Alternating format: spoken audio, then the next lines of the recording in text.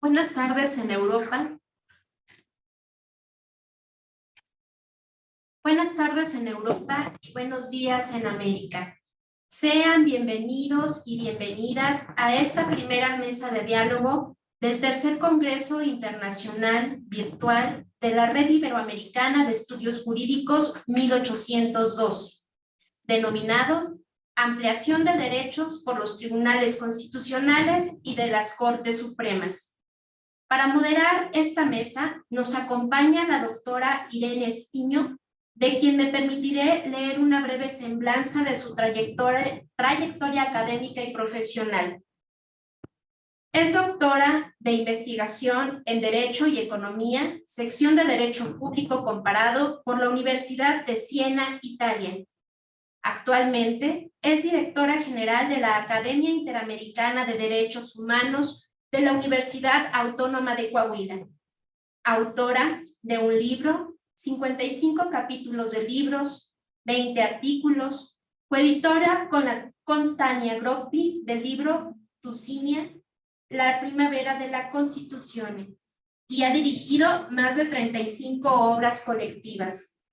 Ha realizado múltiples estancias de investigación en universidades de distintos países como Italia, España, Alemania, México, Australia, Canadá, Namibia, Sudáfrica y Reino Unido.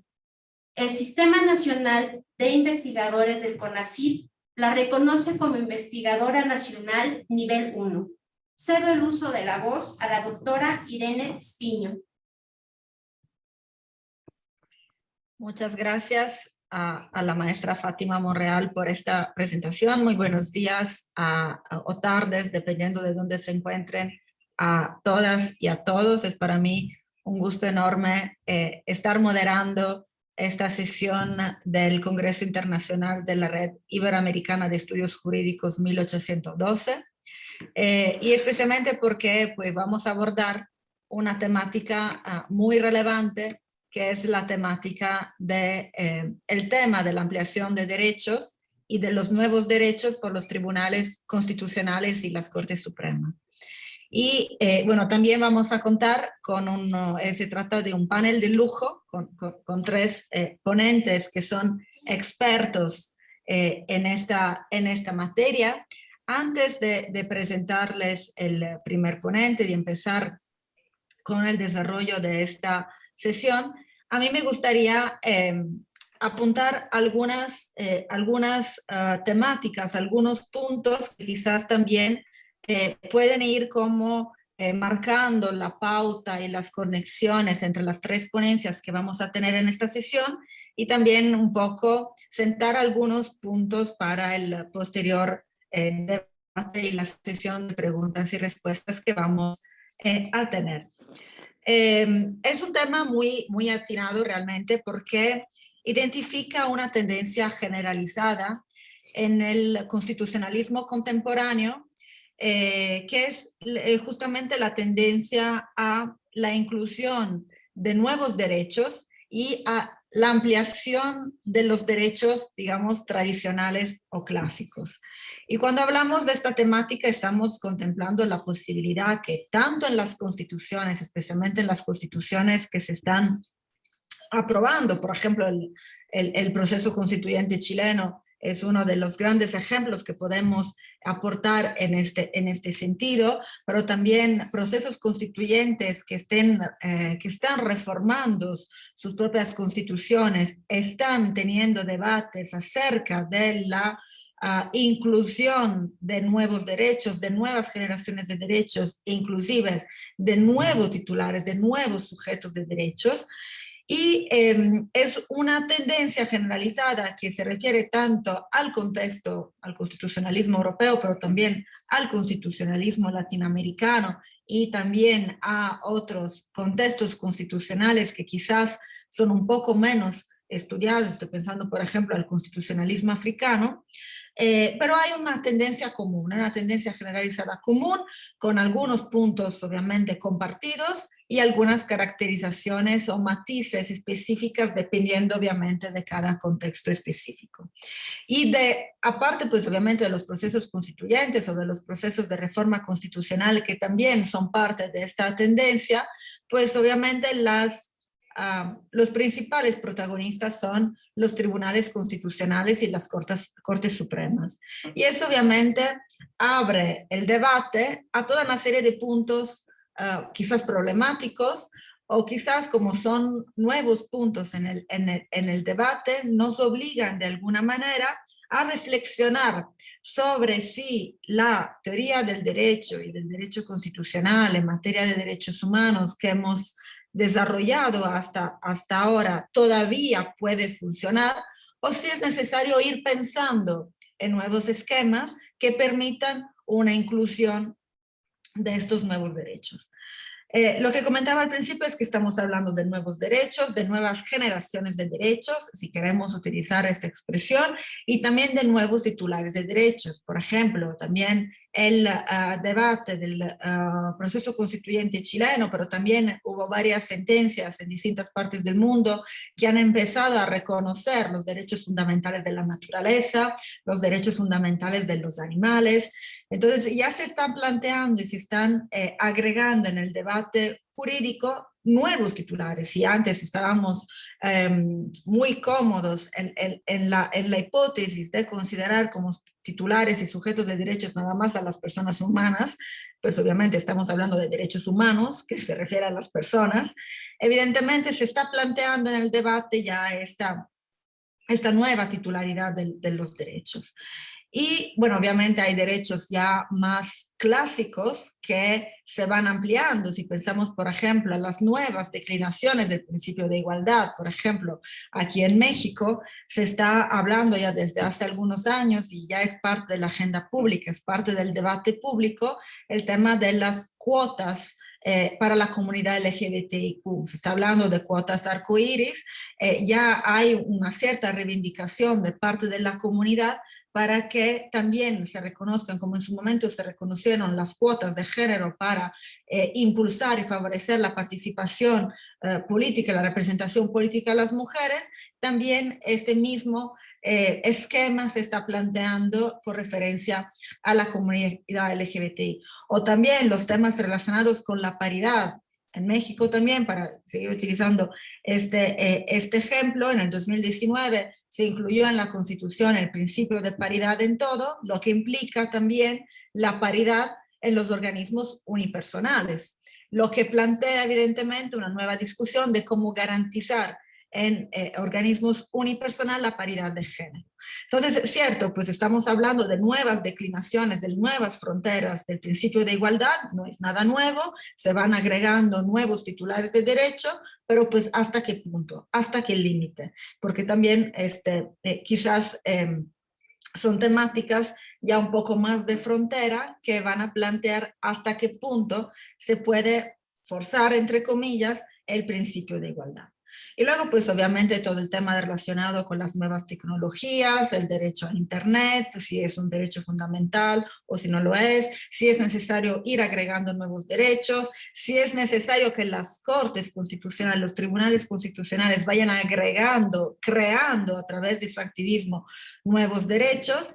Y entonces aquí ya tenemos un primer problema, un primer planteamiento, es decir, hasta qué punto necesitamos nuevos derechos, hasta qué punto todas esas nuevas declinaciones de derechos realmente no tienen ya una raíz en los derechos que están reconocidos en las constituciones. A mí me parece que las constituciones con matices, con dificultades, realmente deben de tener una formulación muy amplia para poder permitir nuevos desarrollos de derechos que ya están reconocidos. El derecho a Internet es un derecho para la comunicación, y pues todas las constituciones reconocen más o menos la libertad de expresión y el derecho a la información. Entonces realmente necesitamos plantearnos un nuevo derecho a Internet. Y ese es el primer punto, ¿no? La sustancia, el fondo de cuáles son los nuevos derechos que se están reconociendo y si realmente son nuevos y hasta qué punto los podemos ir concibiendo. El segundo punto que me parece que también es un punto quizás crítico, de que sí se necesitaría estar discutiendo y que pues en las ponencias que se van a abordar el día de hoy en esta mesa se van a tocar esos temas, es un poco el papel de las Cortes. Estamos cargando de mucha responsabilidad los tribunales constitucionales y las Cortes Supremas, que son los principales actores de este nuevo desarrollo, y quizás pues preguntarnos si tienen esta legitimación las Cortes, y también si es oportuno que lo hagan, especialmente en un esquema de Estado de Derecho en donde las Cortes se relacionan con otros órganos que realmente son los que deberían ir apuntando estos conceptos de nuevos derechos, por ejemplo, el Parlamento, el Congreso o inclusive el Poder Ejecutivo, que es el poder encargado de dar eficiencia y eficacia a estos nuevos derechos. Entonces, ese es el segundo punto sobre el cual sí creo que vamos a discutir y a dialogar el día de hoy, la relación que tienen las Cortes en este activismo, en la creación de nuevos derechos, de nuevos titulares y de nuevas generaciones de derechos, pero también al mismo tiempo pensar un poco ¿en qué momento está el Poder Judicial? Porque si pensamos, por ejemplo, siempre con la realidad de América Latina, pensemos, por ejemplo, en la realidad de El Salvador, donde pues realmente se está poniendo en duda, se puso en duda la estabilidad misma del Poder Judicial. Entonces, por un lado, el Poder Judicial se está viendo como un poder débil en algunos contextos, en algunas realidades, y al mismo tiempo es un poder muy fuerte, porque es un poder que está tratando de balancear esta debilidad estructural institucional con una jurisprudencia muy vanguardista, muy pro derechos, que hasta se está como que empoderando de una competencia que quizás no le pertenece. Y el tercer punto que quiero destacar en esta introducción es el tema de es cierto que las Cortes están en esta tendencia de generar nuevos derechos, pero no podemos olvidarnos de los viejos derechos. Hay todavía una deuda muy grande en términos de protección efectiva de los derechos económicos, sociales, culturales, por ejemplo, que pues obviamente hay todo un debate si se pueden considerar como derechos fundamentales o no, son derechos de prestación que implican un esfuerzo económico por parte de los estados, pero también hay una agenda de derechos muy contemporánea, que pero se trata de derechos viejos. Pensamos, por ejemplo, toda la agenda en materia de aborto. Todavía es un tema muy actual, muy contextual de América Latina, cuando, por ejemplo, muchos países europeos lo tienen resuelto desde los años 70 del año pasado, del siglo pasado. Entonces, evidentemente, ¿cómo combinamos y cómo protegemos todavía esta agenda vieja que todavía es nueva, porque pues, es muy contemporánea y muy contextual, con toda la agenda nueva de estas nuevas generaciones y nuevos derechos que las Cortes han asumido como una responsabilidad propia desarrollar, porque pues evidentemente los congresos, que son los que deberían también avanzar la agenda en materia, por ejemplo, de aborto, pues evidentemente no lo hacen. Creo que esa es la panorámica en la que nos vamos a mover en esta mesa. Pues yo que soy moderadora, pues prácticamente me aventé otra ponencia, pero bueno, ya les voy a presentar el primer ponente de esta sesión, que realmente no necesita presentación, es el doctor Giovanni Figueroa Mejía. El título de la ponencia del doctor Figueroa es Justicia Constitucional, Reparación de la Discriminación Normativa y Ampliación de Derechos. Y Giovanni es doctor en Derecho Constitucional, Convención Europea, por la Universidad Complutense de Madrid. Es académico de tiempo completo y coordinador de la maestría en Derechos Humanos en la Universidad Iberoamericana en Ciudad de México. Ha sido investigador principal de 5 proyectos de investigación financiados por el CONACYT, por el PROMED, por el Ministerio de Educación, Universidades e Investigación de Italia, por el Ministerio de Economía y Competitividad de España y por la Universidad Iberoamericana de Ciudad de México. También es autor de varias publicaciones, entre los cuales 3 libros publicados por Porrúa, autor de más de 50 capítulos de libros, artículos especializados, publicados en distintos países del mundo, entre los cuales Argentina, Brasil, Colombia, España, Italia y México, y coordinador de 9 obras colectivas. También ha realizado distintas actividades de investigación mediante estancias en universidades italianas, entre las cuales Perugia y Bolonia, y el Sistema Nacional de Investigadores del CONACYT lo reconoce como investigador nacional nivel 2. Muchas gracias, Giovanni, por participar, por estar aquí, y pues te cedo el uso de la voz. Y muchas gracias también por organizar este congreso. No, pues muchas gracias, querida Irene. Quiero iniciar diciendo que, por supuesto, me congratulo de estar en esta primera mesa de este Congreso Internacional al lado de Irene Espiño, de Haider Miranda, de Juan Manuel López Ulla y, por supuesto, de Fátima Monreal. Como ya se anunció, pues voy a centrar mi intervención en un tema más general a aquellos que van a desarrollar mis dos colegas, tanto el profesor Miranda como el profesor López Ulla. Es decir, voy a concretizar lo que les quiero compartir en la forma en la cual los tribunales constitucionales y las Cortes Supremas reparan la discriminación normativa a través, digamos, de dos grandes vías, de dos grandes clasificaciones que tienen la finalidad de dar derechos humanos.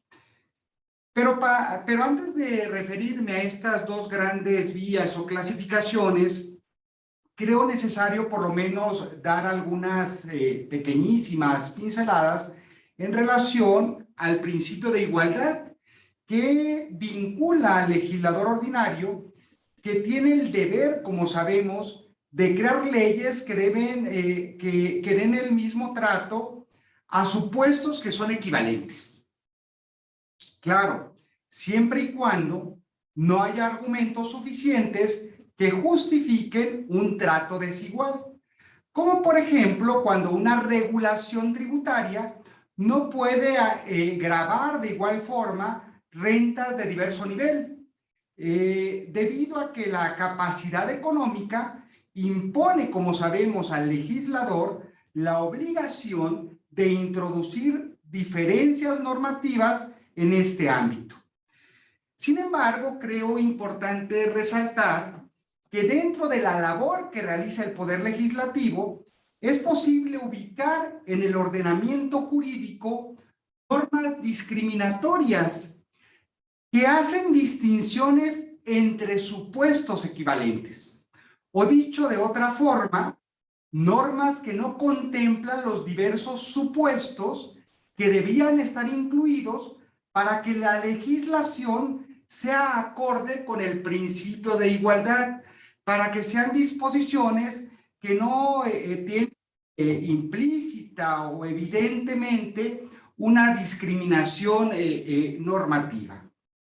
Y entonces, esa discriminación normativa puede tener una infinidad, una diversidad de formas, aunque se suele englobar en dos grandes clasificaciones. Y la primera de ellas son las discriminaciones por exclusión tácita, que se originan cuando una norma no contempla en su ámbito de aplicación un supuesto equivalente al regulado por la misma disposición normativa, sin que en el artículo se establezca un inciso o un apartado muy específico, concreto, que no contemple algunos supuestos, como por ejemplo, cuando se contempla a un determinado grupo sin hacer mención de otro grupo que se encuentra en una situación similar. Y una segunda clasificación serían entonces las discriminaciones por diferenciación expresa, que se producen cuando un artículo o conjunto de artículos no contemplan o hacen una diferencia entre determinados supuestos.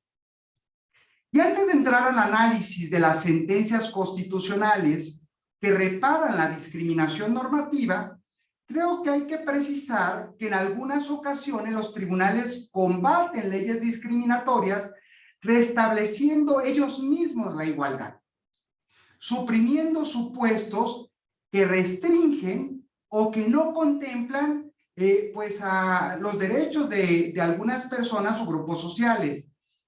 Mientras que otras veces ponen en marcha esos tribunales instrumentos jurídicos para restablecer la igualdad vulnerada. Por ejemplo, cuando emiten sentencias que recomiendan al legislador democrático hacer algo. Y empezando por la reparación que suelo llamar unilateral, ¿sí?, de la discriminación normativa por parte de los tribunales constitucionales y de las Cortes Supremas de diferentes regiones del mundo, pues esos tribunales pueden poner fin a la discriminación, restableciendo ellos mismos de manera inmediata el principio de igualdad vulnerado. Es decir, reparan la discriminación normativa sin que sea necesaria una participación del legislador, sin que se pueda propiciar ese diálogo que es muy pertinente entre tribunales constitucionales y legislador democrático. Y entre las sentencias que hacen esto, se pueden ubicar una variedad de tipologías de pronunciamientos.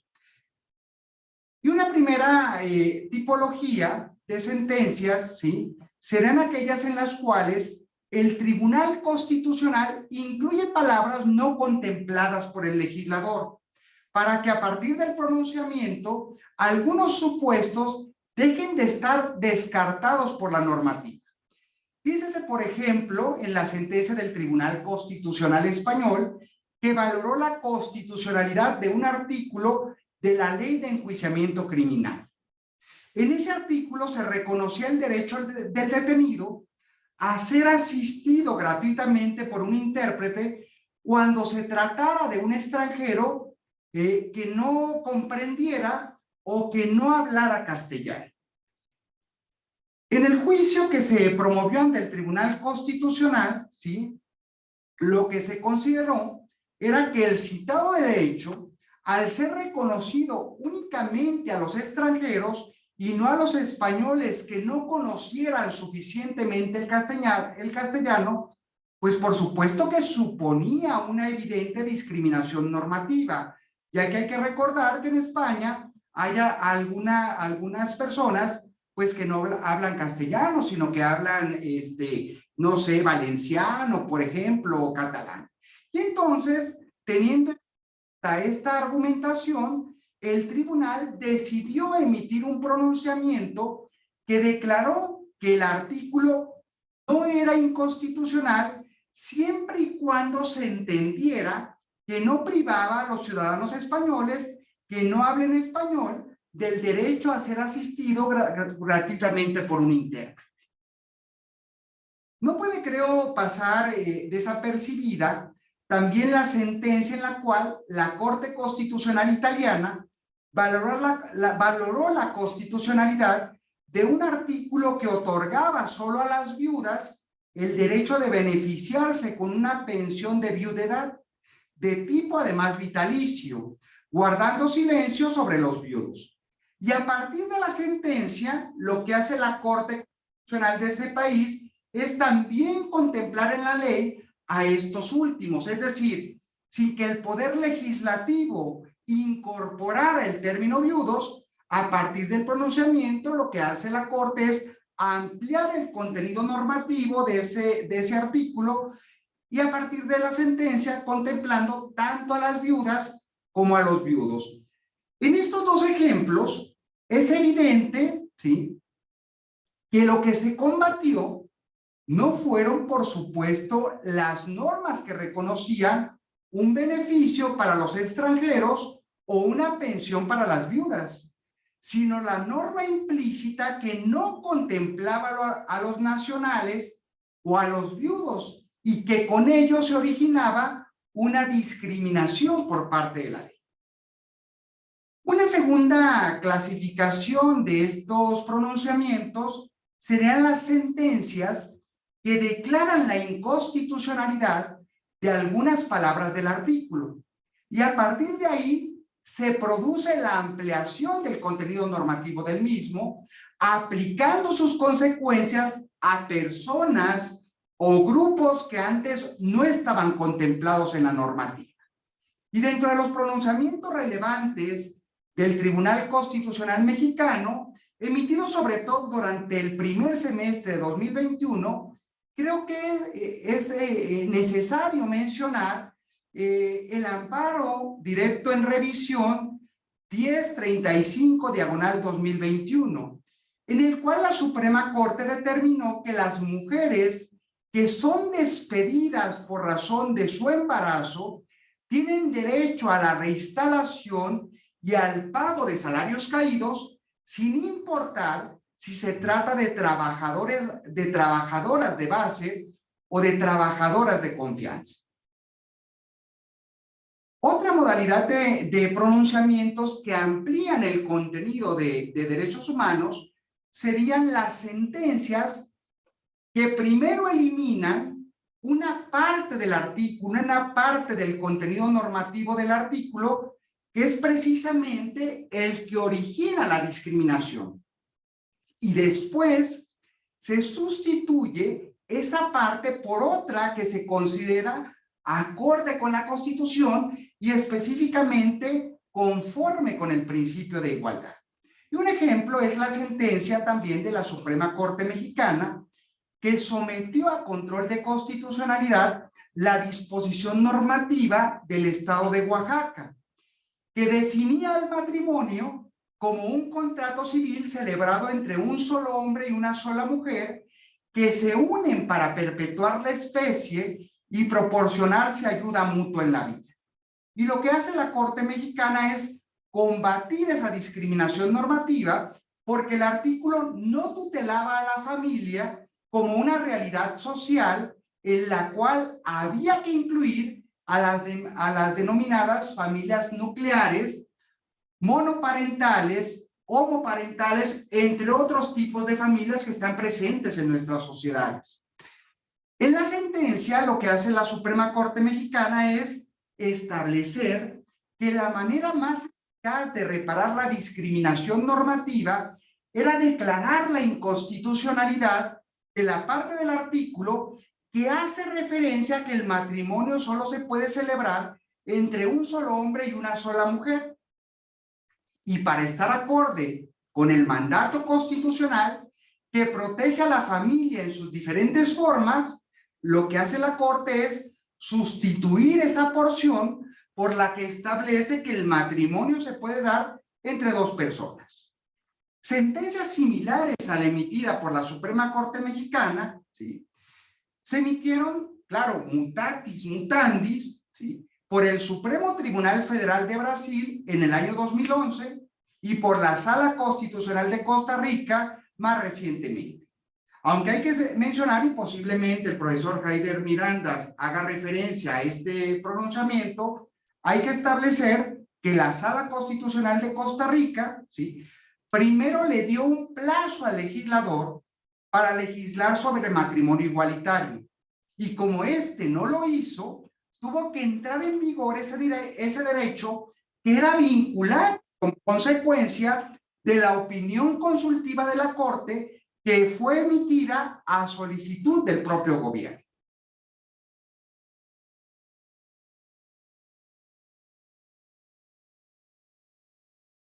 Una forma alternativa de reparar la discriminación normativa es aquella que suelo llamar reparación bilateral. Es decir, este tipo de reparación la suelen emplear los tribunales constitucionales para reparar la discriminación normativa, ¿sí?, con la cual se propicia una colaboración entre Tribunal Constitucional y legislador democrático.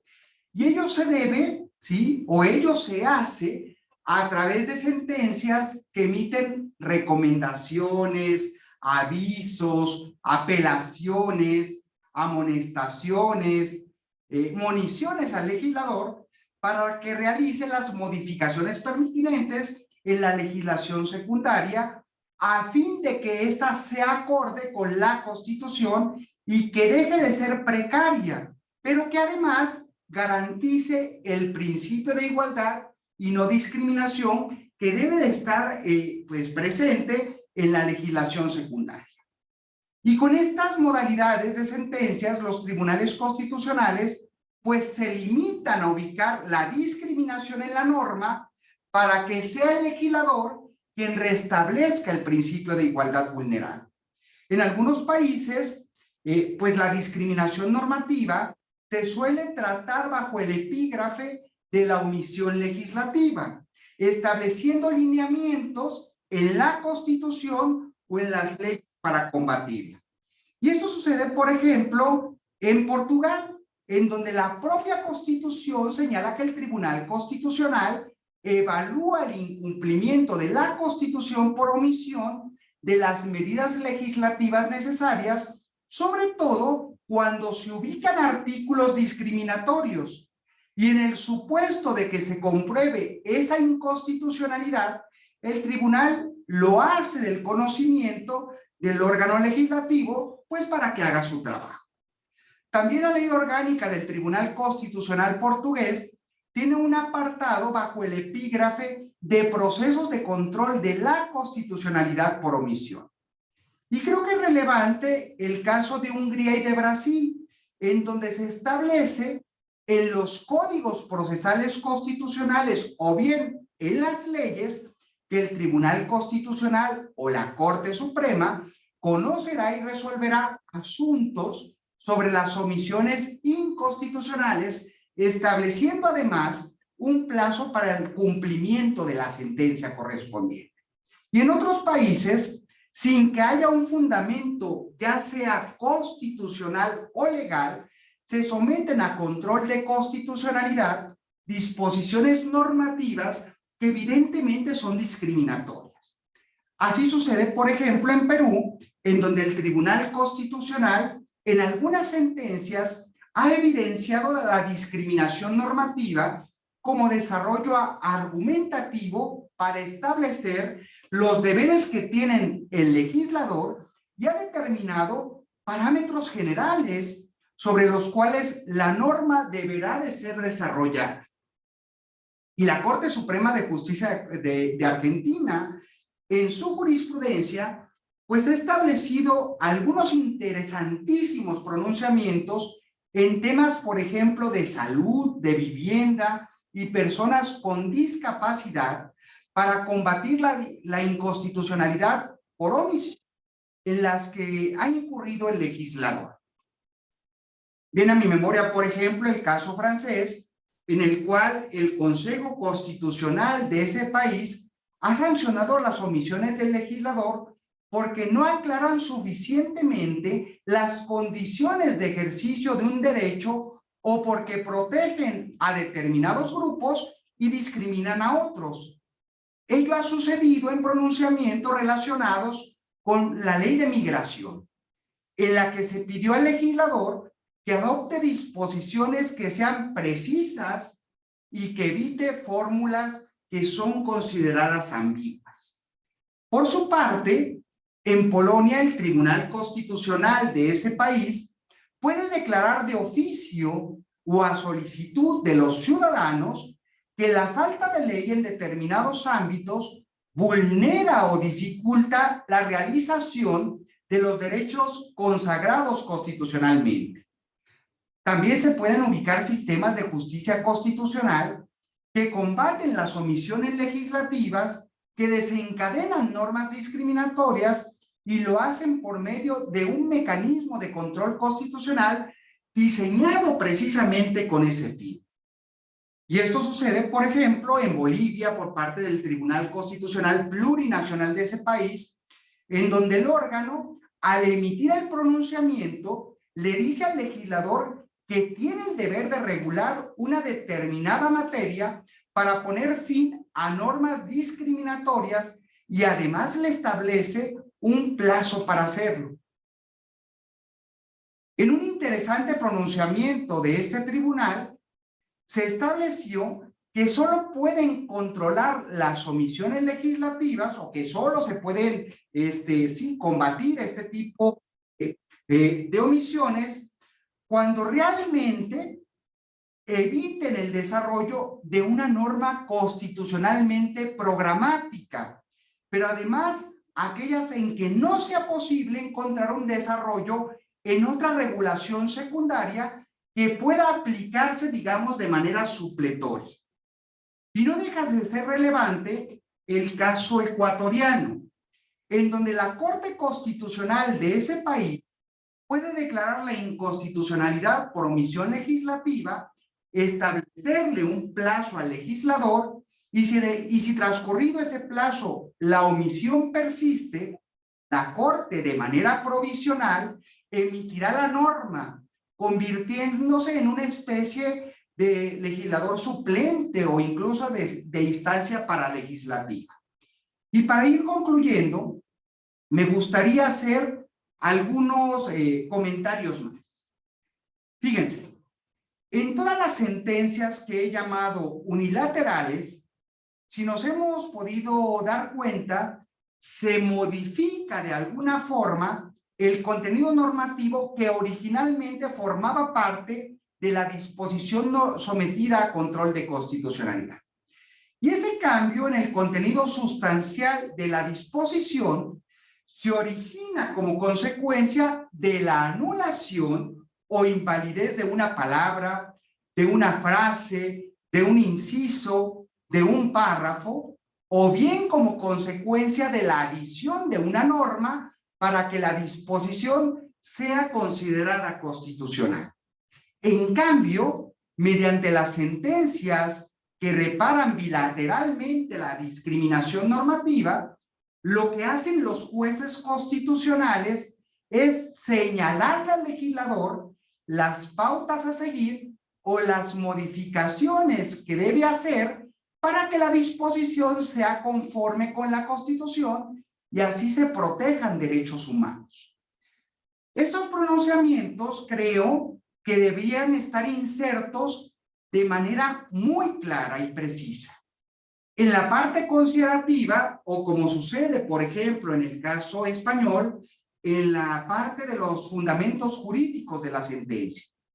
Y si se establece en la parte resolutiva la recomendación, el aviso al legislador, creo que se tendría que hacer una remisión al correspondiente considerando o fundamento jurídico para conocer el contenido y alcance del pronunciamiento y que así el legislador tenga la certeza sobre la forma en la cual tiene que desempeñar su labor en el futuro. Y sobre todo para crear certeza jurídica también en ese diálogo que hay entre Tribunal Constitucional y Poder Legislativo.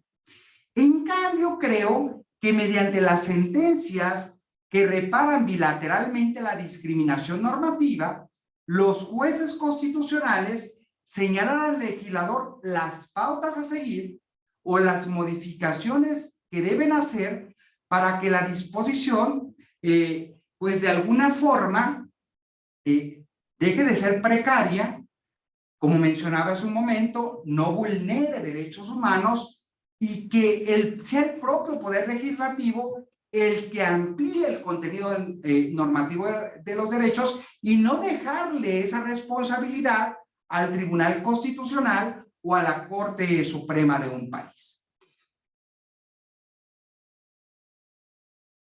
Para ir concluyendo, sobre todo por motivos de tiempo, pues creo que las sentencias tanto unilaterales como las sentencias constitucionales bilaterales, pues sin lugar a duda, son herramientas que los tribunales suelen emplear de forma, digamos, alternativa. Y no está mal que las usen, pero cuando reparan la discriminación normativa, creo que los tribunales deberían de estar sometidos a límites de diversa naturaleza. Sin embargo, también hay que tomar en cuenta que el único límite real para hacer, que parece estar pues presente, es el autocontrol, que les disuade frecuentemente a los tribunales, aunque claro, no siempre, de invadir abiertamente el legislador. De ahí que esté presente la imperiosa necesidad de que los tribunales constitucionales y las Cortes Supremas se autolimiten, ¿sí? Es decir, que ellos mismos se restrinjan en su creatividad al momento de resolver diferentes mecanismos de control constitucional. Por mi parte, sería todo en esta primera ronda y quedaría entonces abierto al diálogo que se pueda originar en relación a las otras dos intervenciones de mis colegas o a las eventuales preguntas que nos puedan formular. Muchísimas gracias. Muchísimas gracias al doctor Giovanni Figueroa por esta brillante presentación que nos da una panorámica muy amplia y muy completa sobre distintos tribunales, distintos sistemas de justicia constitucional y de cómo han operado para poder ir depurando el ordenamiento jurídico de discriminaciones presentes tanto en normas, así como en omisiones legislativas, y también pues para llevarnos a reflexionar un poco sobre la idea de que muchas veces y en muchas ocasiones la inconstitucionalidad de una norma no deriva de la norma en sí, sino que de la interpretación que de esa norma se da. Y también ir como un poco reflexionando acerca de la idea de que muchas veces las Cortes Constitucionales, independientemente del hecho de que pues emitan sentencias muy importantes que contienen muchas veces un llamado al Parlamento, al órgano legislativo, depende luego del órgano legislativo la voluntad de ir dando seguimiento al dictado de la Corte Constitucional. En muchos sistemas también es cierto que no hay mecanismos para que la Corte Constitucional pueda verificar el cumplimiento de sus sentencias. Entonces eso también quizás es un área de oportunidad que se puede ir fortaleciendo en lo que se refiere a la efectividad de la jurisprudencia constitucional dentro de cada sistema. Bueno, vamos a seguir con el segundo ponente de esta sesión, que es el doctor Eider Miranda Bonilla.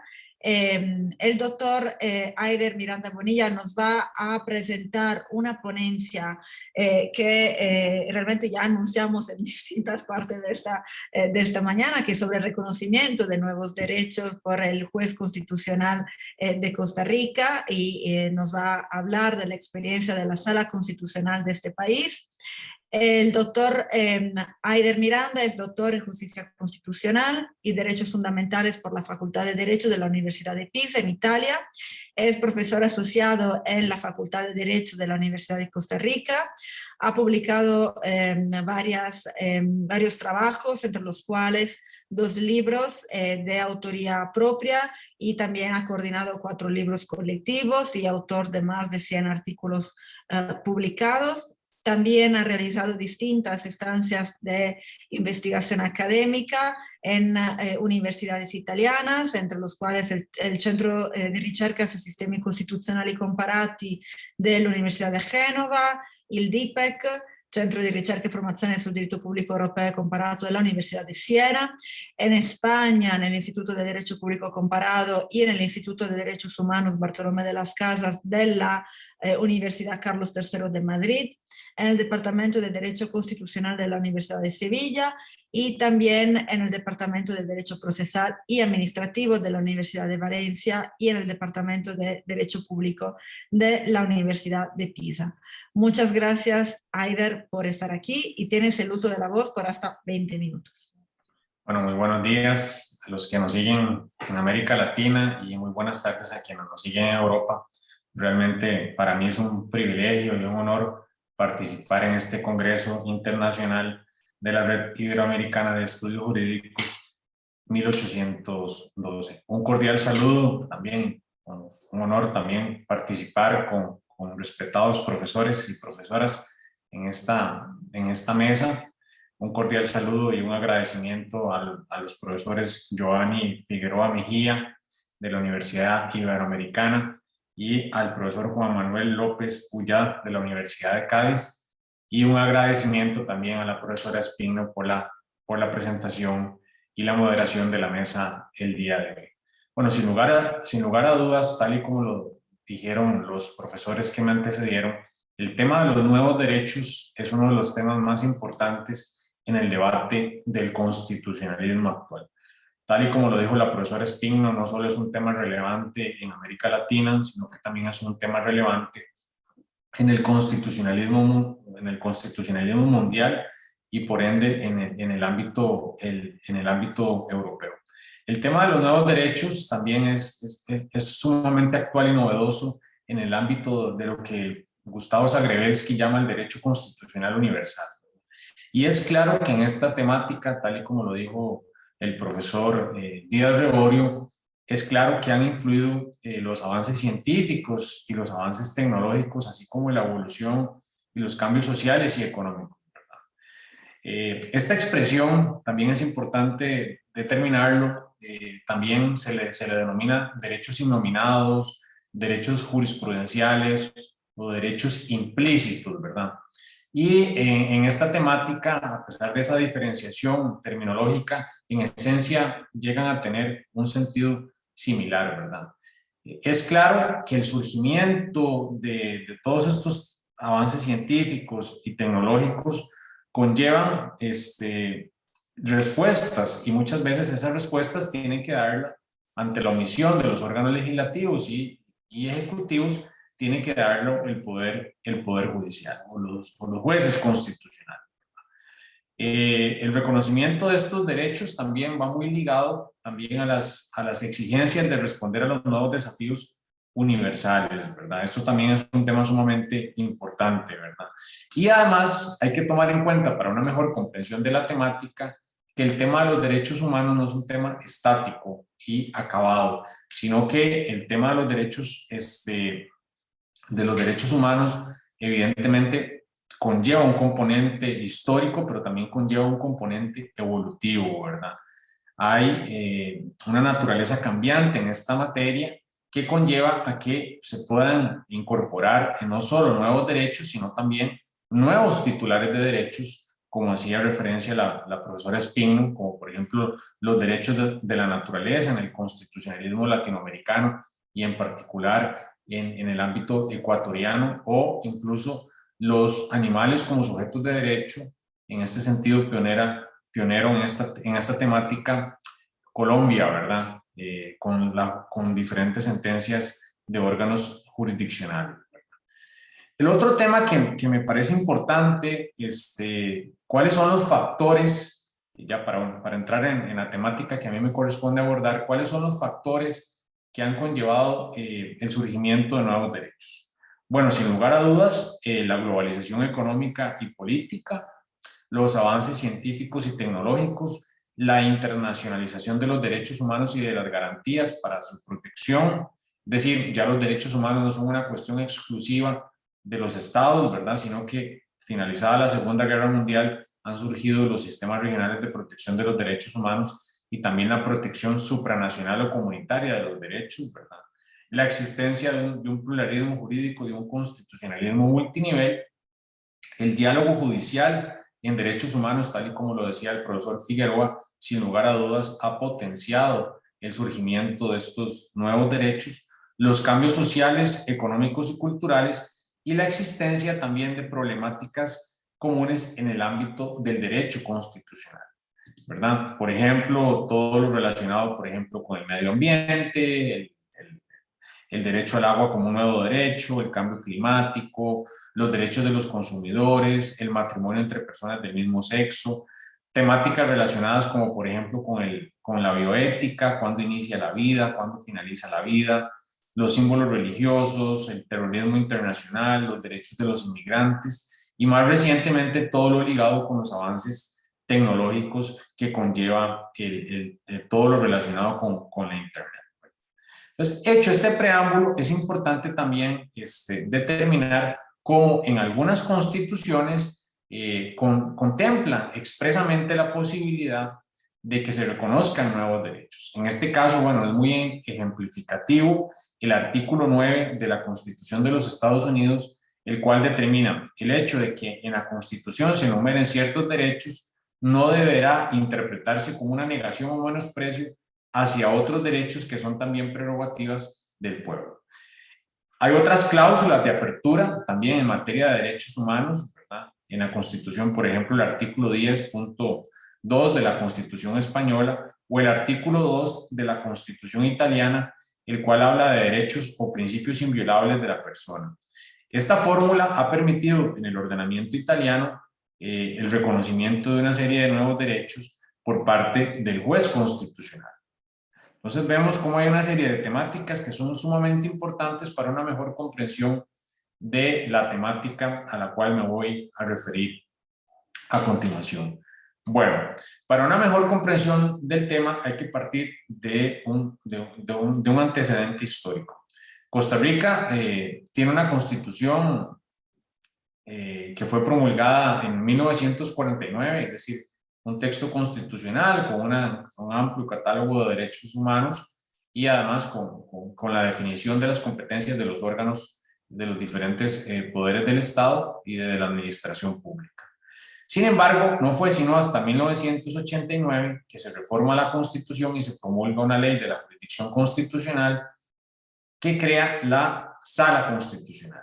Es una Sala Constitucional que está a lo interno del Poder Judicial, no es un tribunal constitucional en sentido estricto como tal, pero bueno, tiene las competencias de una jurisdicción constitucional similar al modelo europeo. Es decir, hay una constitución que tiene más de 70 años y hay una sala constitucional que tiene más de 30 años de haberse creado. Y es a partir de la entrada en vigor de la sala constitucional que, utilizando diferentes técnicas interpretativas, que el juez constitucional costarricense viene a reconocer una serie de nuevos derechos, que por una cuestión de tiempo no voy a poder tratar todos los nuevos derechos que han sido reconocidos por el juez constitucional, pero me voy a enfocar desde mi perspectiva en los más importantes y quien quiera complementar mi exposición puede leer con más detenimiento el texto de mi ponencia. Uno de los derechos más importantes que han sido reconocidos vía interpretativa y que no están expresamente reconocidos en el texto de la Constitución es el derecho al buen funcionamiento de los servicios públicos. Y esto lo viene a determinar la Sala Constitucional a través de una interpretación extensiva y evolutiva de una serie de derechos reconocidos en el texto constitucional que determinan que la prestación de los servicios públicos tiene que ser eficiente y eficaz por parte de la administración pública. El otro derecho que me parece sumamente importante su reconocimiento es el derecho a un ambiente sano y ecológicamente equilibrado. Este derecho expresamente no estaba reconocido en la Constitución promulgada en 1949 y que la Sala Constitucional más bien en una serie de sentencias promulgadas a partir del año de 1992, es decir, tenía poco tiempo de haberse creado la jurisdicción constitucional, el juez constitucional lo viene a reconocer a través de una interpretación extensiva, sobre todo el artículo 21 de la Constitución, que habla de que el derecho a la vida humana es inviolable, así como también el artículo 69, que habla de la explotación racional de los recursos naturales, y el artículo 89, que determina que es obligación de las autoridades estatales la protección de las bellezas naturales.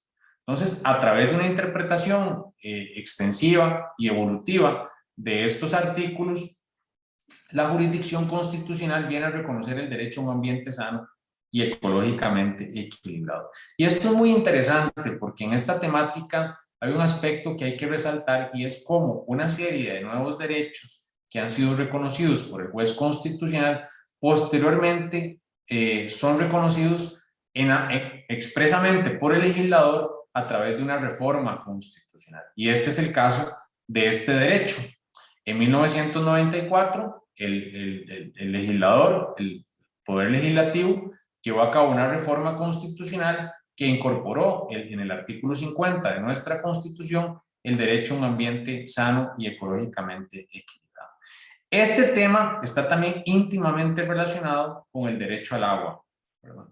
¿Por qué? Porque el derecho al agua tampoco estaba expresamente reconocido en nuestra Constitución política, y es sino a partir de una serie de tesis jurisprudenciales que fueron emitidas a inicios de los años del año 2000, en particular del año 2003, donde la jurisdicción constitucional reconoce el derecho al agua como un derecho, como un nuevo derecho humano, a través de una interpretación extensiva, por ejemplo, del derecho a la vida, del derecho a la salud, del derecho al medio ambiente, el derecho a la alimentación y el derecho a una vivienda digna.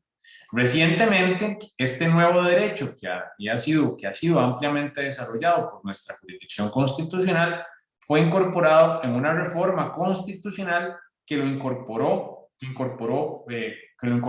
en el artículo 50, que está relacionado con el derecho al derecho al ambiente, al derecho a un ambiente sano y ecológicamente equilibrado. Entonces vemos como una serie de nuevos derechos que no estaban expresamente reconocidos y que han recibido un reconocimiento constitucional, posteriormente son tomados en cuenta por el legislador y son positivizados en el texto constitucional.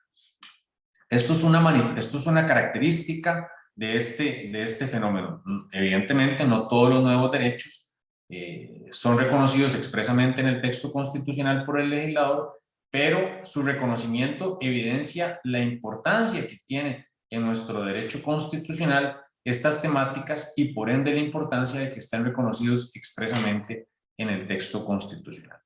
El otro derecho que me parece sumamente importante, su reconocimiento, está relacionado con el acceso a Internet.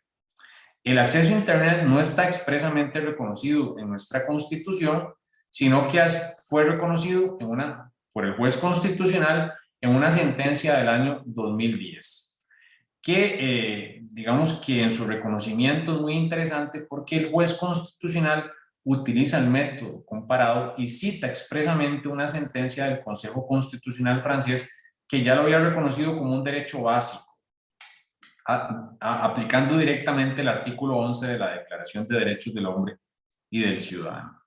Evidentemente, la Sala Constitucional lo relaciona con una serie de derechos que están expresamente reconocidos en la Constitución, como el derecho a una justicia pronta y cumplida, el derecho al acceso a nuevas tecnologías, el derecho a la igualdad y la eliminación de la brecha digital, ¿verdad? Y el principio de igualdad y no discriminación.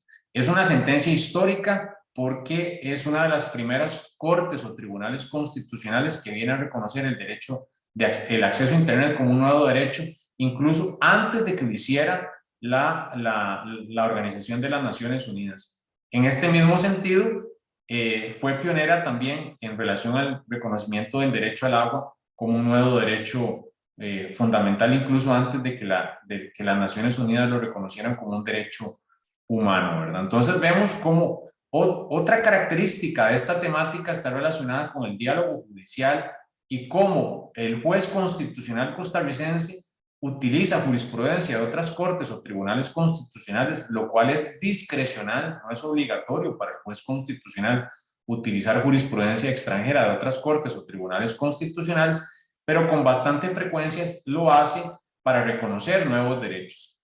En sentido similar y en el marco de ese diálogo judicial que hay entre jueces constitucionales, es muy interesante también cómo la Corte Constitucional Colombiana ha utilizado la tesis jurisprudencial de la Sala Constitucional que ha reconocido el agua como un nuevo derecho fundamental para reconocerla ella en su jurisprudencia. Entonces, vemos cómo los jueces constitucionales en temas novedosos y complejos se citan recíprocamente.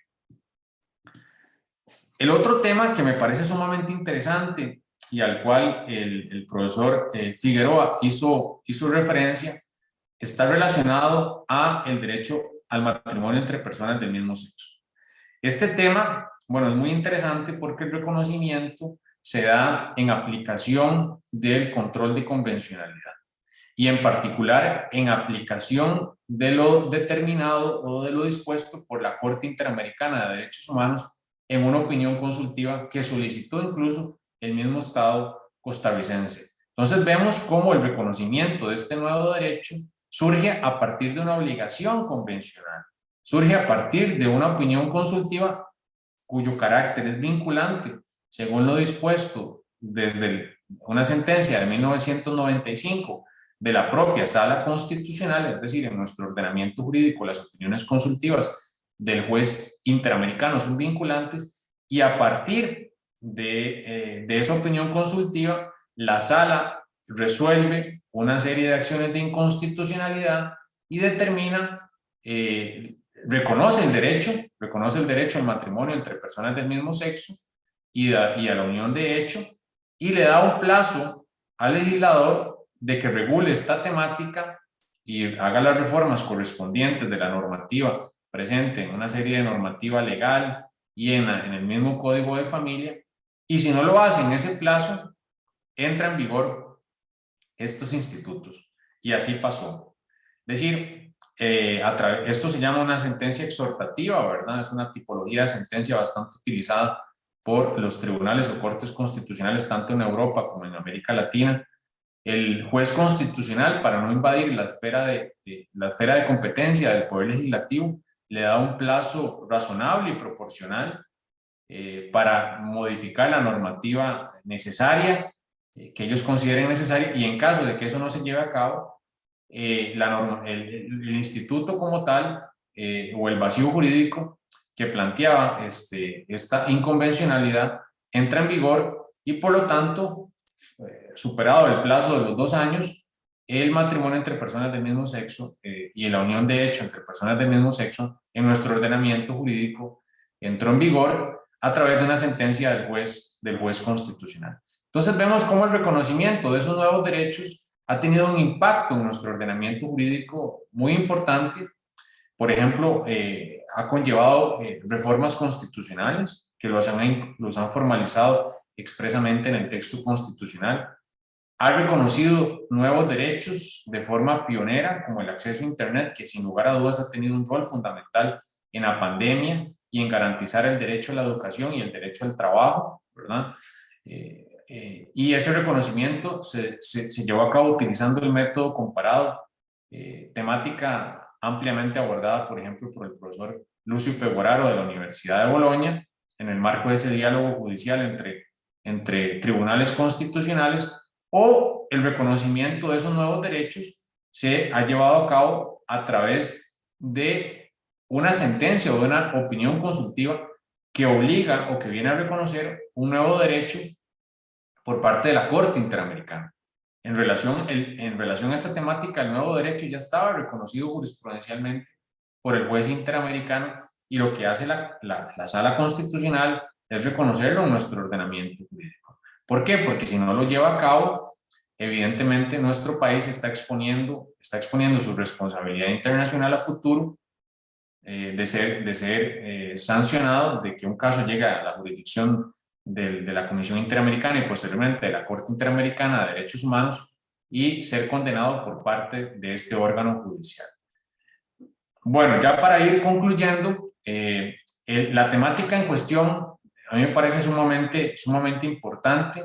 Me parece que el reconocimiento de los nuevos derechos por parte del juez constitucional tiene límites, y esos límites lo marcan la interpretación constitucional. Desde mi perspectiva, el reconocimiento de un nuevo derecho tiene que derivarse de un principio, de un valor o de un derecho que está reconocido en la Constitución o en el parámetro convencional. En nuestro país, la Sala Constitucional ha determinado a través de una interpretación extensiva del artículo 7 que no son solo vinculantes la Constitución, sino que también los instrumentos internacionales de derechos humanos que hayan sido suscritos por nuestro país, ¿verdad? Entonces, creo que ahí está el fundamento jurídico de los nuevos derechos. Y esta temática también evidencia que la Constitución es un instrumento vivo, ¿verdad? No es un instrumento inacabado, y que en este tema el juez constitucional, así como en el ámbito de la Convención Americana, el juez interamericano, tienen un rol fundamental en darle ese carácter dinámico a la Constitución o a la Convención Americana de Derechos Humanos. Asimismo, evidencia, ya para finalizar, cómo el juez constitucional tiene un rol fundamental en el reconocimiento de estos nuevos derechos, ¿verdad? Que desde mi perspectiva no vulneran el principio de separación de poderes siempre y cuando se deriven de un principio, de un valor o de un derecho reconocido en la Constitución o en el parámetro de convencionalidad. Muchísimas gracias y ha sido un placer participar en esta actividad. Muchas gracias, Aider, por esta igualmente tan interesante exposición y también por el respeto de los tiempos. Vamos un poco demorados respecto a la programación inicial, pero vamos a dejar como quiera un espacio para preguntas y respuestas al final. Les voy a presentar el tercer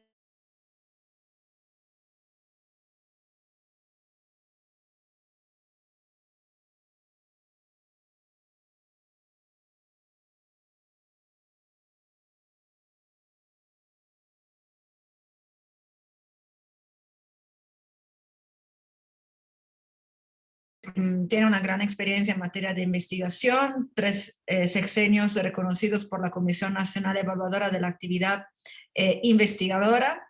Es investigador responsable del grupo de investigación La comparación en el derecho constitucional, tendencias contemporáneas del Plan Andaluz de Investigación y también coordinador general de la Red Iberoamericana de Estudios Jurídicos 1812, entonces pues también organizador de este congreso. Es autor de 6 monografías, coordinador de 3 obras colectivas, autor de varios artículos y capítulos de libros sobre diversos temas relacionados con el derecho, y también ha realizado distintas estancias de investigación, tanto en Italia como en Alemania, en Reino Unido y en Francia. Y también tiene experiencia en materia de gestión universitaria, ya que se desarrolló como director del Centro Universitario de Estudios Superiores de Algeciras, vicedecano de la Facultad de Derecho de la Universidad de Cádiz y secretario del Departamento de Disciplinas Jurídicas Básicas de esta misma universidad.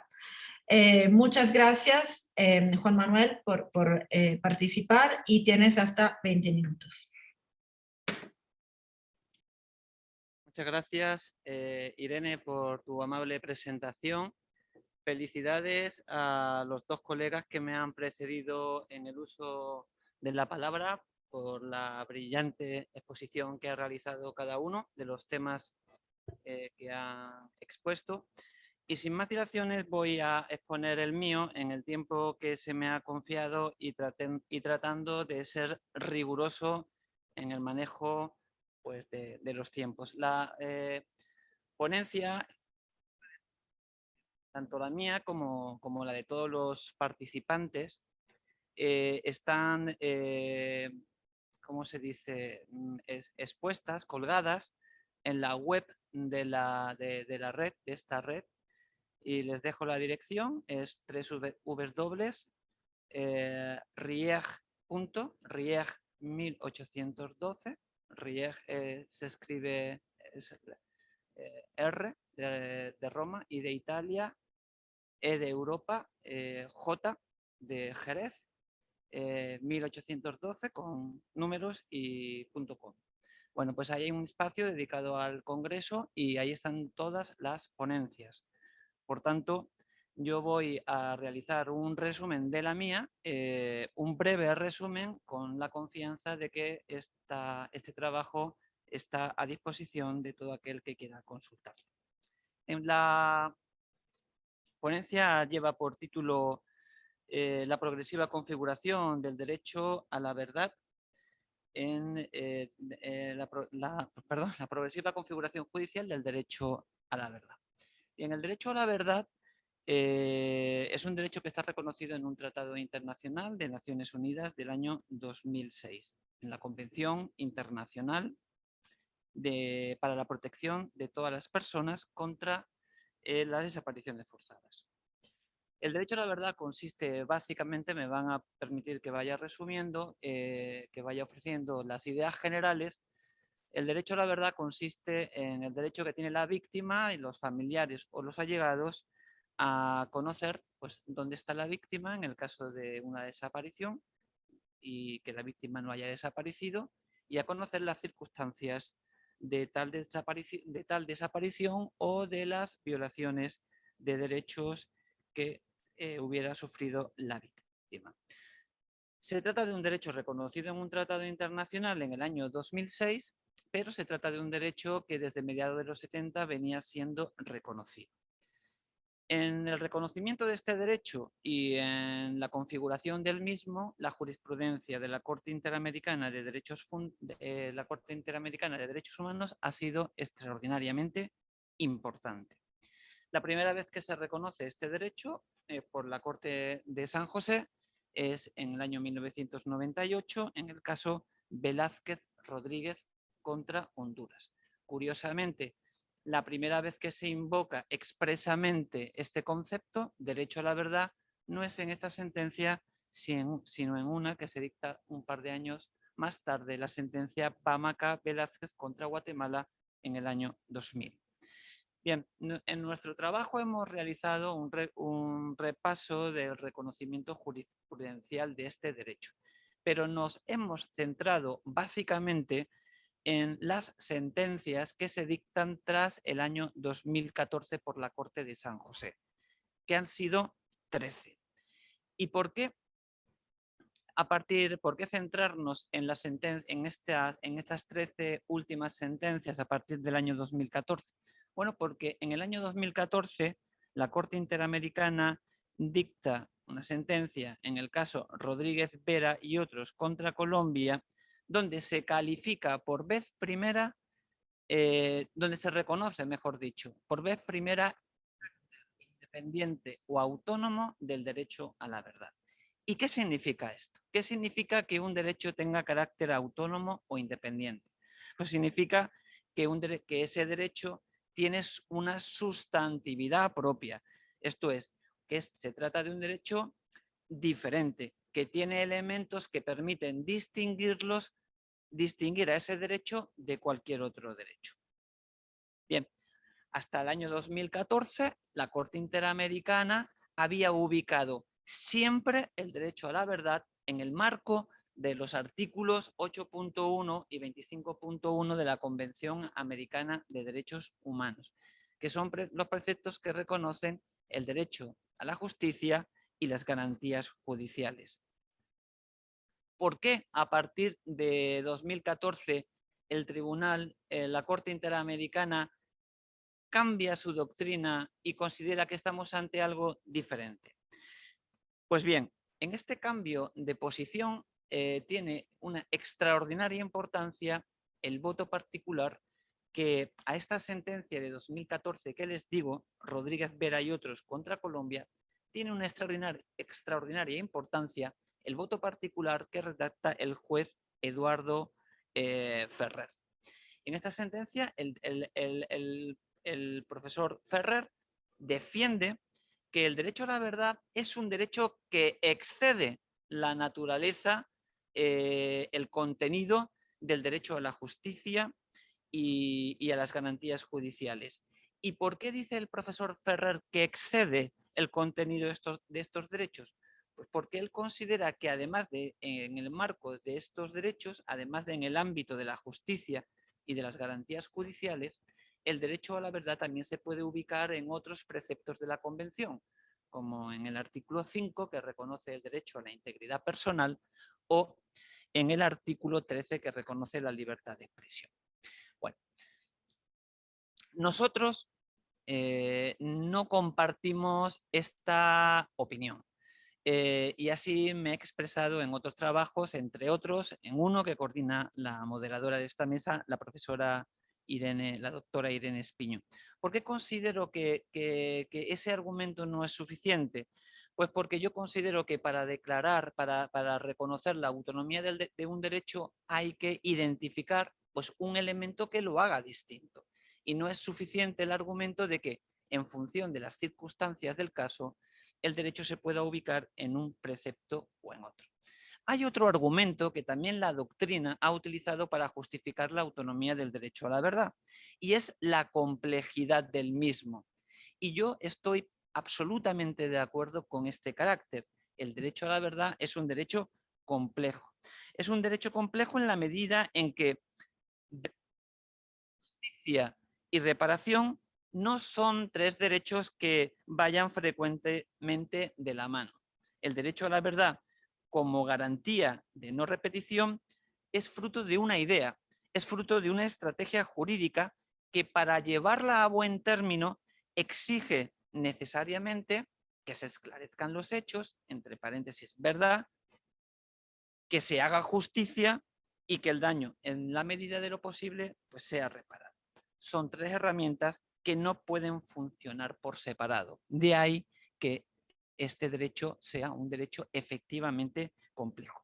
Pero esta complejidad no concede al derecho, en nuestra opinión, el carácter de derecho autónomo, porque también es complejo el derecho de acceso a la justicia. El derecho al debido proceso es inexplicable sin las garantías procesales necesarias que lo hacen posible. Y entre esas garantías está el derecho a que la denuncia sea objeto de una investigación efectiva, capaz de esclarecer la verdad y de sancionar, en su caso, a los responsables. Por eso, en este ámbito procesal al que ahora mismo me estoy refiriendo, no somos capaces de encontrar ese elemento diferenciador que permita afirmar que el derecho a la verdad es un derecho autónomo. Ojo, distinto sería que ese espacio de denuncia estuviera en manos no solo de las víctimas o de los familiares o de los allegados, sino de cualquier persona que invocara un interés legítimo.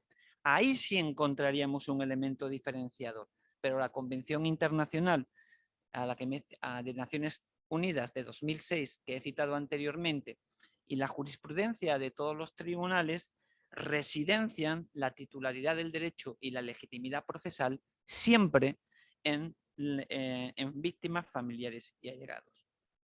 Ahora bien, y aquí es donde me van a permitir que lo reconozca públicamente, es la primera vez que me voy a manifestar en este sentido, porque sobre la autonomía del derecho a la verdad he tenido la oportunidad de pronunciarme en otros foros. Pero a este congreso traigo una de las conclusiones, la conclusión principal que extraigo del análisis detallado de estas 13 últimas sentencias de la Corte Interamericana de Derechos Humanos y de una sentencia, para mí importantísima, del año 2016 del Tribunal Europeo de Derechos Humanos, que me llevan a afirmar que el derecho a la verdad es un derecho que tiene una sustantividad propia, es un derecho que podemos decir que tiene autonomía, que es distinto cuando se invoca fuera de un procedimiento judicial. Cuando se invoca con el propósito no de que se haga justicia y se condene a los responsables, sino con el propósito de que el pueblo conozca la verdad de la historia de su opresión, apelando a la vieja idea de que el pueblo que no conoce su historia está condenado a repetirla. El conocimiento de la historia es inviable sin el acceso a las fuentes de conocimiento, sin el acceso a los archivos, a los documentos, a cualquier tipo de prueba que permita a la sociedad conocer la existencia en el pasado de graves violaciones de los derechos humanos. Es en este contexto donde advertimos que el derecho a la verdad sí puede tener unos rasgos propios que permitan distinguirlo de cualquier otro, particularmente de la libertad de información. Para justificar este carácter independiente que, repito, que insisto, advierto en este otro ámbito distinto ámbito de la justicia, para justificar este carácter independiente, recurrimos, como digo, a las consideraciones que el Tribunal Europeo de Derechos Humanos realiza en la sentencia Magyar Helsinki Bizottság contra Hungría. La referencia la pueden encontrar en mi ponencia escrita colgada en la página de la web. Este caso que decide la Gran Sala del Tribunal de Estrasburgo en el año 2016 no es un caso de desapariciones forzadas ni de graves violaciones de los derechos humanos, sino que versa sobre el derecho de acceso a la información de interés público. En la medida en que los casos de desapariciones forzadas y de graves violaciones de los derechos humanos, en la medida en que el derecho a conocer la verdad de estos episodios tiene indudablemente un interés público, entiendo que las consideraciones del Tribunal de Estrasburgo en esta sentencia son plenamente aplicables al supuesto que nos ocupa. En esta sentencia, el Tribunal Europeo de Derechos Humanos señala que cuando se trata de informar a la opinión pública de un tema de interés general, el derecho de acceso a tal información cabe predicarlo no solo de quienes se dedican profesionalmente al ejercicio del periodismo o a los medios de comunicación, sino es predicable de todas aquellas personas que esgriman un interés legítimo. Y entre ellos, pues menciona, por ejemplo, a las organizaciones no gubernamentales o a los bloggers o influencers de redes sociales, pues que tienen una cierta notoriedad. Pues bien, de lo anterior, quien les habla desprende que en relación con aquellas informaciones de relevancia son los que atañen a las graves violaciones de los derechos humanos, la titularidad del derecho no puede recaer exclusivamente del derecho a acceder a la información, del derecho de acceder a los documentos, del derecho de acceder a los archivos. Ese derecho no puede estar solo en manos de las víctimas, de los familiares o de los allegados. Y esto es un elemento nuclear, en nuestra opinión, para justificar o para defender que estamos ante algo distinto del derecho a la información o del derecho de acceso a la información.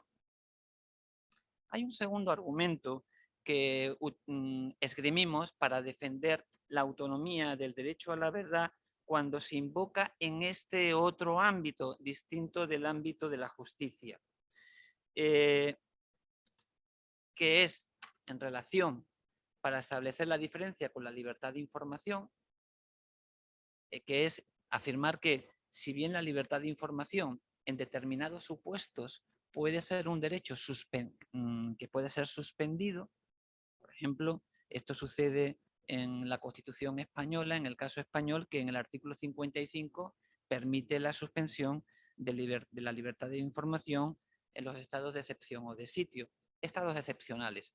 Pues bien, cuando se trata del derecho a la verdad, que es un derecho humano principalísimo, sobre todo en el marco de graves violaciones de los derechos humanos, el derecho a la verdad de acceso a esos documentos, a esos archivos, no puede ser suspendido, no puede ser vetado bajo ninguna circunstancia, salvo que razones de Estado estrictas así lo exijan. Es decir, salvo que pudiera estar comprometida la seguridad nacional.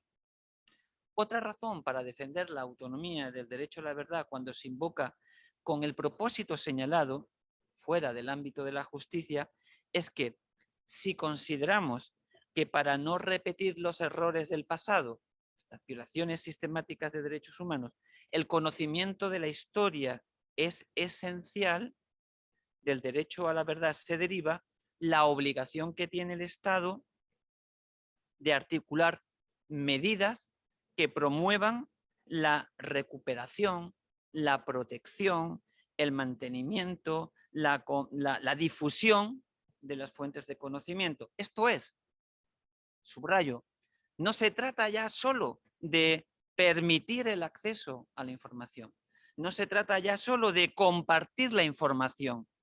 El derecho a la verdad también obliga al Estado a dar un paso más, que es custodiar los documentos y archivos, recuperándolos y manteniéndolos cuando resulten de particular importancia. Y esto, en los periodos transicionales, en los periodos de tránsito de una dictadura a una democracia, es muy importante. Los actores del poder que van a abandonarlo, lo que quieren es deshacerse de los documentos que puedan comprometerlos. Por el mismo motivo que acabo de apuntar en este momento, por la obligación que tiene el Estado de preservar la historia, de preservar la memoria, el derecho a la verdad obliga también a combatir el revisionismo histórico que trata de confundir a la ciudadanía, cuestionando o minimizando la realidad de graves violaciones de derechos humanos objetivamente demostradas. No se trata, desde luego, de algo nuevo, porque desde Naciones Unidas, desde el año 1997, con toda claridad, no les voy a dar el dato, lo tienen en la ponencia escrita, viene subrayando la importancia de la obligación que el Estado, tiene de recordar estas violaciones y de proteger esas tergiversaciones de la historia que lleva el nombre de revisionismo o negacionismo histórico. Y por último, en relación con este último aspecto que acabo de indicar, merece la pena destacar el voto recurrente que redacta el juez Pazmiño Freire de la Corte Interamericana en la sentencia, en el caso Familia Julián Grisonas versus Argentina de 2021, donde el juez en su voto recurrente defiende también la autonomía de este derecho a la verdad para hacer frente a la denominada posverdad. Esto es, para combatir la distorsión deliberada de la realidad que manipula creencias y emociones con el fin de influir en la opinión pública y en las actitudes sociales. A estos efectos, para responder a estas malas artes que amenazan el buen funcionamiento de nuestros sistemas democráticos, el juez de la Corte entiende que un derecho a la verdad de titularidad colectiva permitiría contrarrestar con mayor eficacia la manipulación que de los ciudadanos se pretende con la desinformación. Estrategia que tiene múltiples caras y que en las nuevas tecnologías de la era digital ha encontrado un magnífico aliado. Y termino así. A la espera de que el Tribunal Europeo de Derechos Humanos tenga la oportunidad de avanzar en esa jurisprudencia que anuncia en la sentencia del año 2016 que les he citado de la Gran Sala, entendemos que por las razones que acabo de apuntar, el derecho a la verdad sí presenta unos rasgos o caracteres que lo diferencian de la libertad de información o de la libertad de acceso a los documentos públicos, por lo que en este otro ámbito ajeno al derecho de acceso a la justicia, sí podemos reconocer que se trata de un derecho autónomo o con una sustantividad propia. Muchísimas gracias. Disculpen por si me he pasado del tiempo y como mis colegas quedo a la disposición del auditorio por si hubiera algo que aclarar o desarrollar. Muchas gracias, Juan Manuel, por esa también importante perspectiva sobre el derecho a la verdad, que pues es un derecho seguramente nuevo y donde todavía hay muchos aspectos que es necesario todavía configurar, especialmente en el contexto latinoamericano, donde pues todavía hay violaciones graves a derechos humanos. Bueno, tenemos tiempo, poco, pero tenemos para poder hacer algunas preguntas. No sé si alguien las quiera plantear aquí en el chat o también entre los participantes que tenemos aquí en el Zoom, si alguien quiere intervenir. Este es el momento.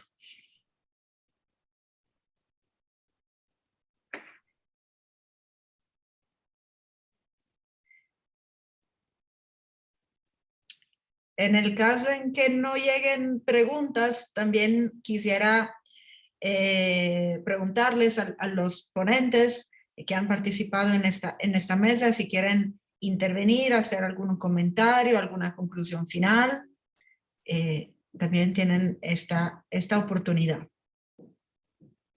No sé, Giovanni, Aider.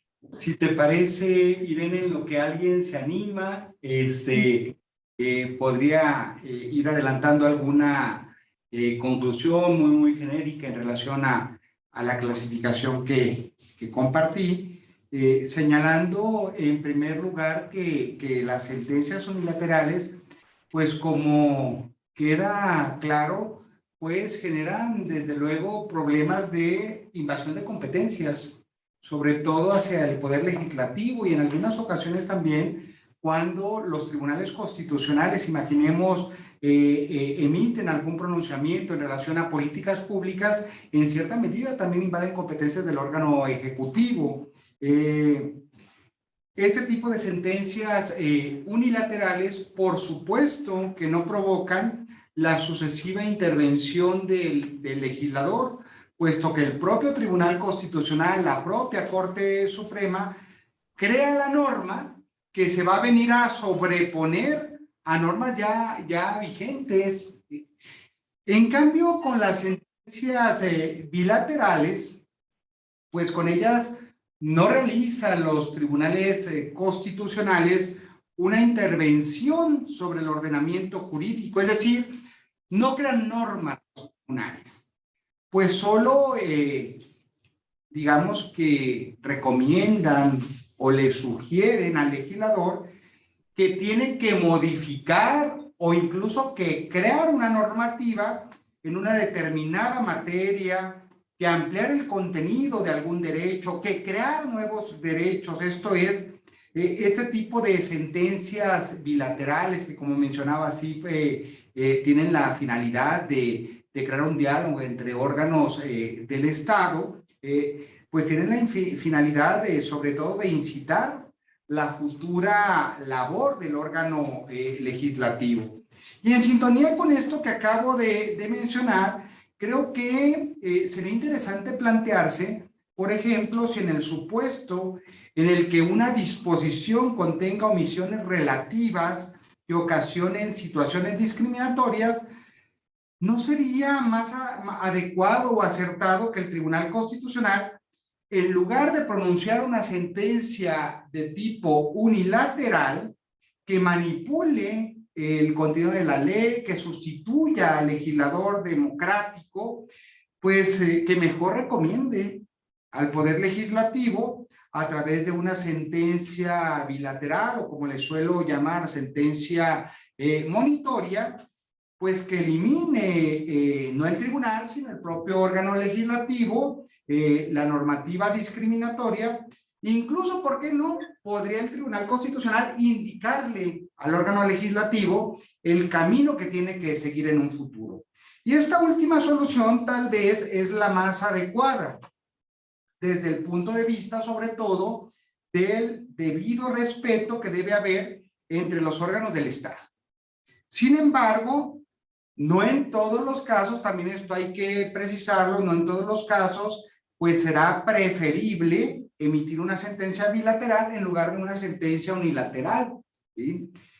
Pues debemos recordar que en muchas ocasiones el legislador, ¿sí?, es timorato, no cuenta con el tiempo o en ocasiones con la agilidad suficiente, ¿sí?, para colmar vacíos normativos que puedan generar disposiciones normativas inconstitucionales.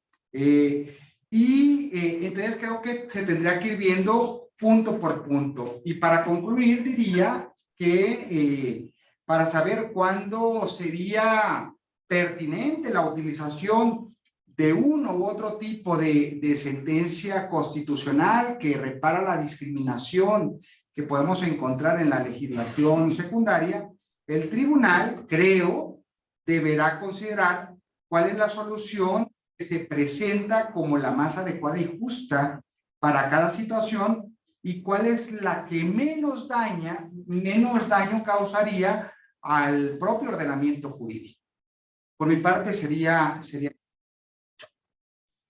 Muchas gracias, Giovanni. Mientras Giovanni rompía el hielo de la sesión de preguntas y respuestas, en efecto sí recibimos una pregunta aquí en el chat que voy a compartir y luego le voy a ceder el uso de la voz a Aider y a Juan Manuel por si quieren contestar o hacer algún otro comentario. La pregunta es de Juana María González Moreno y pregunta, ¿es posible percibir o defender la sustantividad de los derechos o derechos autónomos? Sí, pero han de estar siempre vinculados a un derecho o valor reconocido en la Constitución o en el bloque de la constitucionalidad, ¿no? Y de todas formas, ¿cómo diferenciar ese carácter autónomo de una creación de derechos? No sé si alguien quiera intervenir. Muchísimas gracias, Irene. A mí me gustaría participar y ofrecer algunas ideas en relación a la consulta, a la pregunta que plantea doña Juana María González. Bueno, a mí me parece que es cierto. Bueno, una primera característica de los nuevos derechos o de los derechos innominados es ese carácter pretorio jurisprudencial en donde los jueces constitucionales y convencionales tienen un rol fundamental. La otra característica es que muchas veces el reconocimiento, bueno, en la mayoría de los casos el reconocimiento se da a través de una interpretación de algún principio, valor o derecho reconocido en la Constitución o en el parámetro de convencionalidad. Y ese carácter que ella habla de carácter autónomo en la creación de ese derecho, yo creo que lo da el tiempo, ¿verdad? Lo da el tiempo. Es decir, por ejemplo, el acceso a Internet como un nuevo derecho fundamental.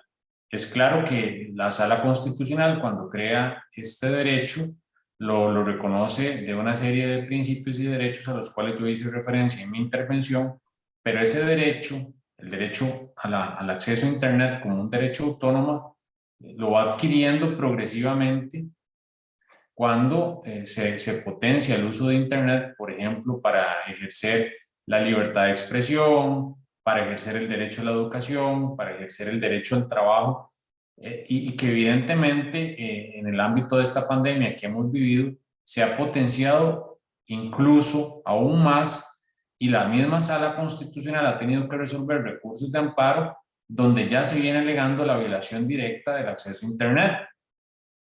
Por ejemplo, porque existe una gran brecha digital entre las zonas cercanas a la capital y aquellas zonas lejanas de la capital, ¿verdad? Donde, por ejemplo, los estudiantes de diferentes centros educativos públicos no se les garantiza un acceso a Internet o no se les garantizó un acceso a Internet adecuado, por ejemplo, para poder ejercer su derecho a la educación.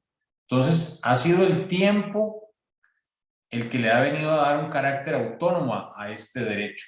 Ya no es un derecho que deriva del acceso a la información o del tema del acceso a las telecomunicaciones, ¿no? Desde mi perspectiva, el acceso a Internet hoy en la actualidad es un derecho autónomo que potencia el ejercicio de otros derechos fundamentales. El mismo derecho a la salud, la seguridad social, hay un expediente digital y a través de ese expediente digital, bueno, el usuario tiene acceso incluso a la posibilidad de conocer su expediente médico, de solicitar citas, de tener un historial de todos sus padecimientos, ¿verdad? Entonces, es claro que desde mi perspectiva, muchos de estos nuevos derechos que han sido reconocidos jurisprudencialmente, muchos de ellos con el tiempo van llegando a tener un carácter ya autónomo e independiente.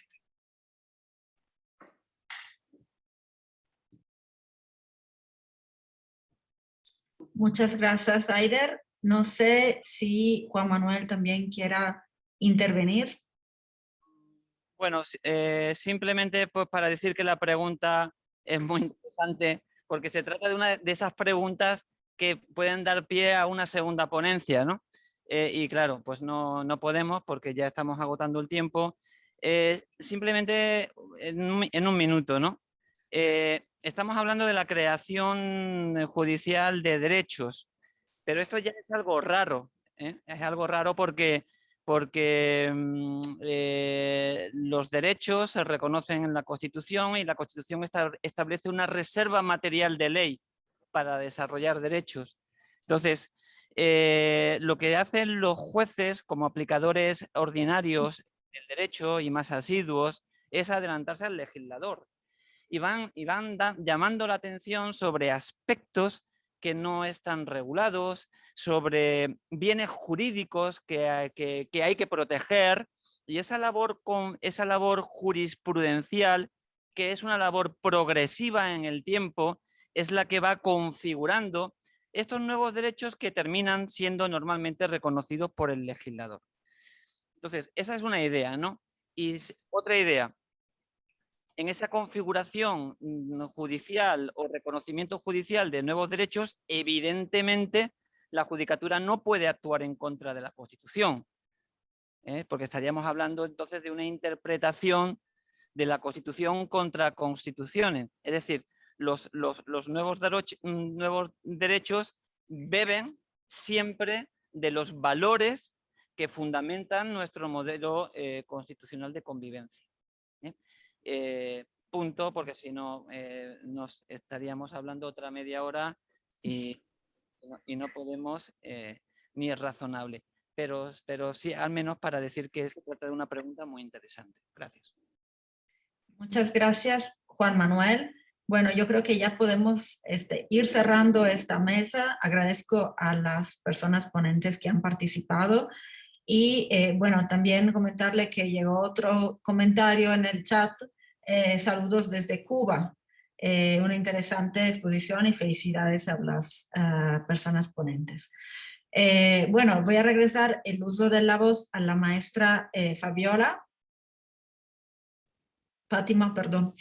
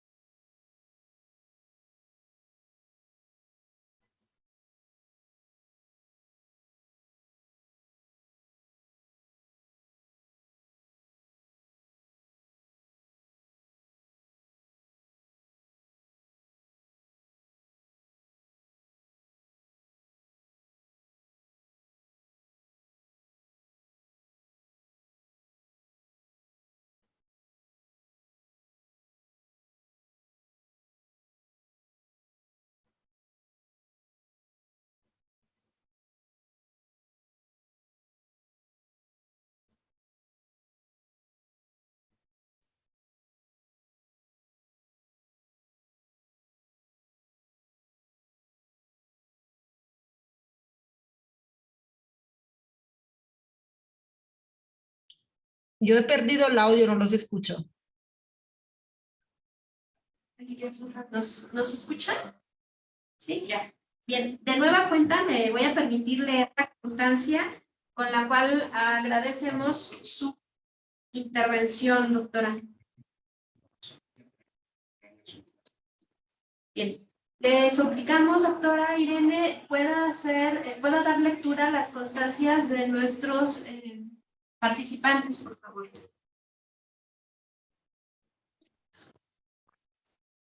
Sí. Igual voy a dar lectura de las constancias que se otorgan por parte de las instituciones organizadoras de este Congreso Internacional. Al doctor Giovanni Figueroa Mejía por su ponencia Justicia Constitucional, Reparación de la Discriminación Normativa y Amplificación de Derechos en el Tercer Congreso Internacional de la Red Iberoamericana de Estudios Jurídicos 1812, Ampliación de Derechos por los Tribunales Constitucionales de las Cortes Supremas, celebrado los días 26 y 27 de abril de 2022. Firman el doctor Juan Manuel López Ulla, coordinador general de la Red Iberoamericana de Estudios Jurídicos 1812, y el doctor Ricardo Ortega Soriano, director del Departamento de la Universidad Iberoamericana Ciudad de México. Asimismo, se otorga la constancia al doctor Juan Manuel López Ulla por su ponencia La progresiva configuración judicial del derecho a la verdad en el Tercer Congreso Internacional de la Red Iberoamericana de Estudios Jurídicos 1812, ampliación de derechos por los tribunales constitucionales y las Cortes Supremas, celebrado los días 26 y 27 de abril del 2022. Y firman el doctor Ricardo Ortega Soriano, director del Departamento de la Universidad Iberoamericana de Ciudad de México, y el doctor Giovanni Figueroa Mejía, académico de tiempo completo en la Universidad Iberoamericana de Ciudad de México y coordinador del Congreso. Y finalmente, last but not least, la constancia para el doctor Aider Miranda Bonilla por su ponencia, el reconocimiento de nuevos derechos por el juez constitucional, la experiencia de la Sala Constitucional de Costa Rica en el Tercer Congreso Internacional de la Red Iberoamericana de Estudios Jurídicos 1812, ampliación de derechos por los tribunales constitucionales y las Cortes Supremas, igual celebradas los días 26 y 27 de abril del año en curso, y firman el doctor Juan Manuel López Ulla, el doctor Ricardo Ortega Soriano y el doctor Giovanni Figueroa Mejía. Muchas felicidades a las personas ponentes y pues enhorabuena por el éxito de este congreso.